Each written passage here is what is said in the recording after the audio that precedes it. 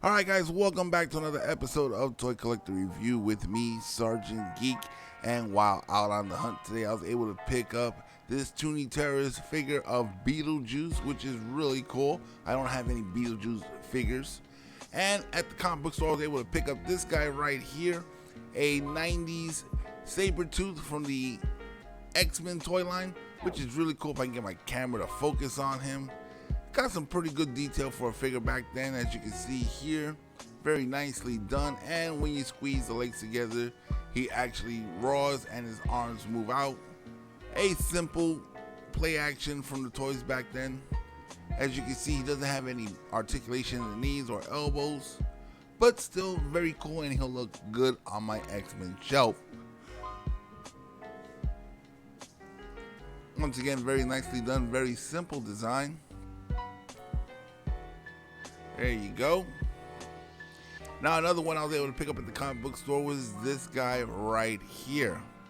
Now this is Iceman from the X-Men, and as you can see, he was done in like a bluish tinted plastic, which is transparent, so you can see make it seem like he's made of ice.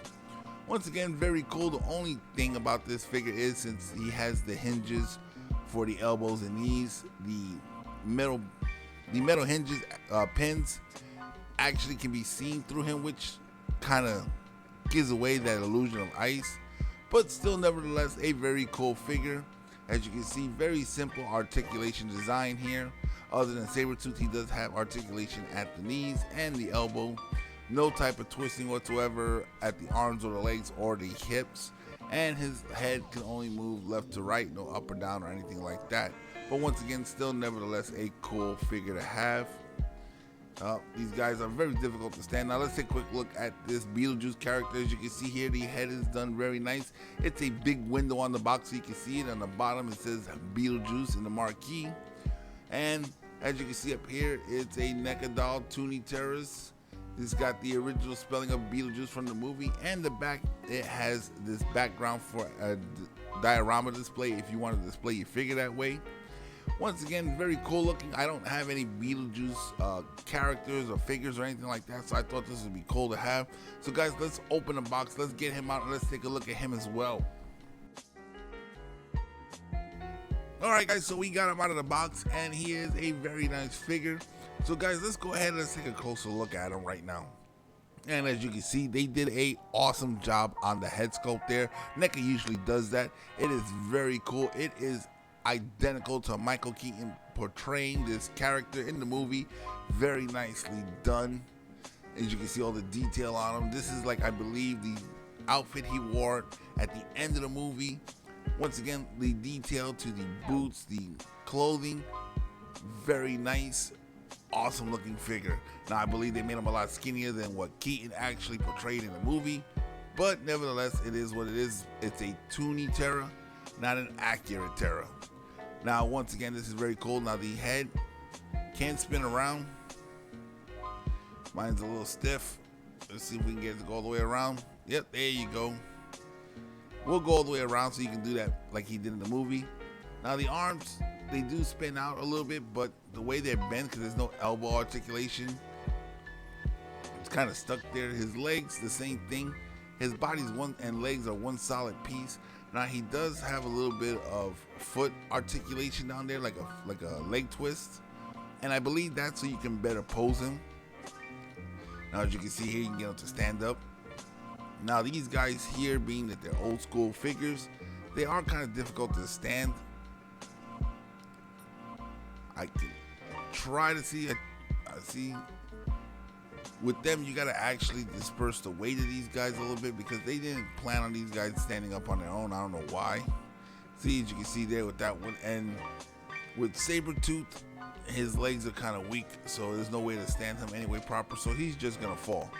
Now I do have another character we need to look at, so let's move these guys up a little forward, and let's bring in the next figure that I actually found while out there hunting around.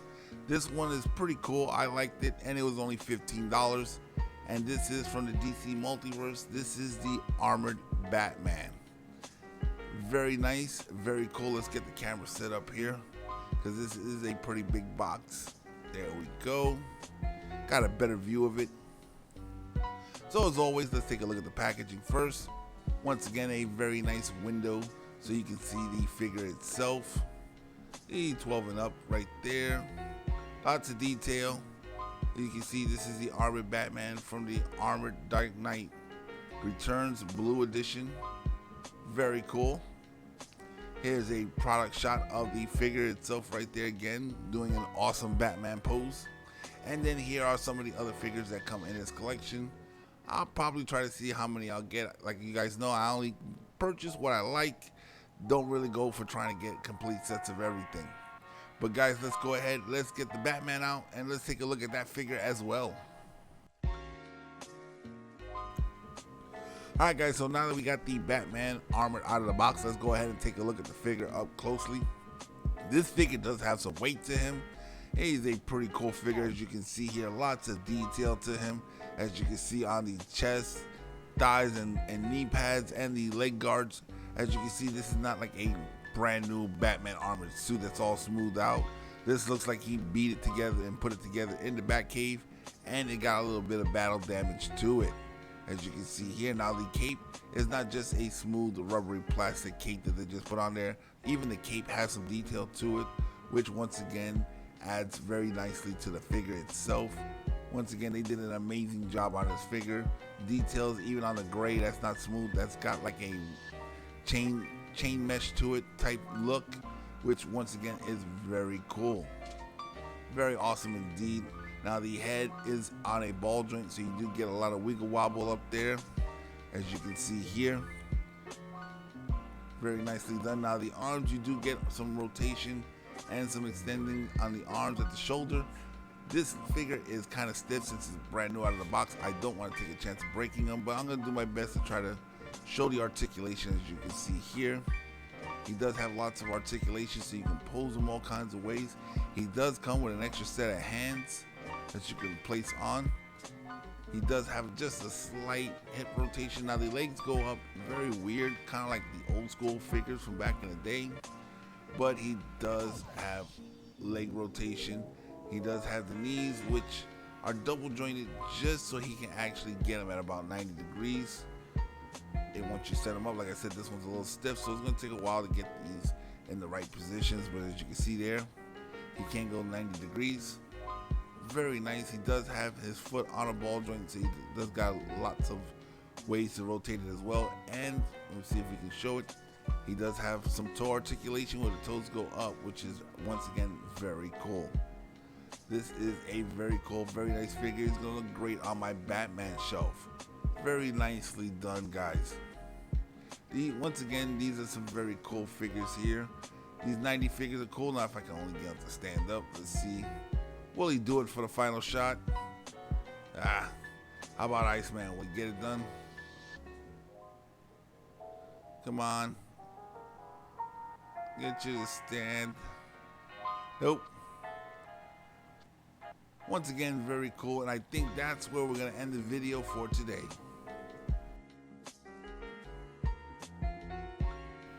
Alright guys, so once again, that's going to wrap up another episode of Toy Collector Review.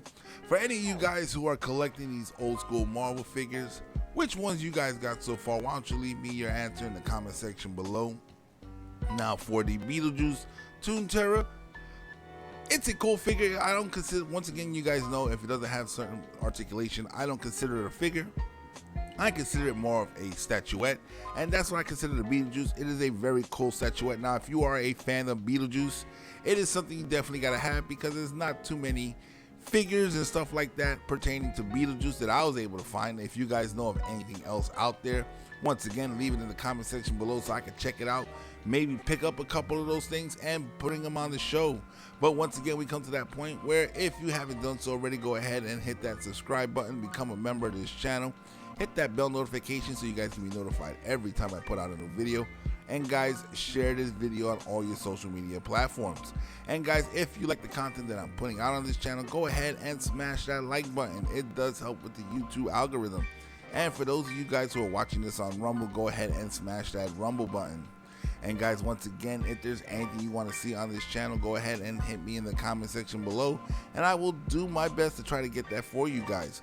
Once again, I'm Sergeant Geek, and I'm signing off.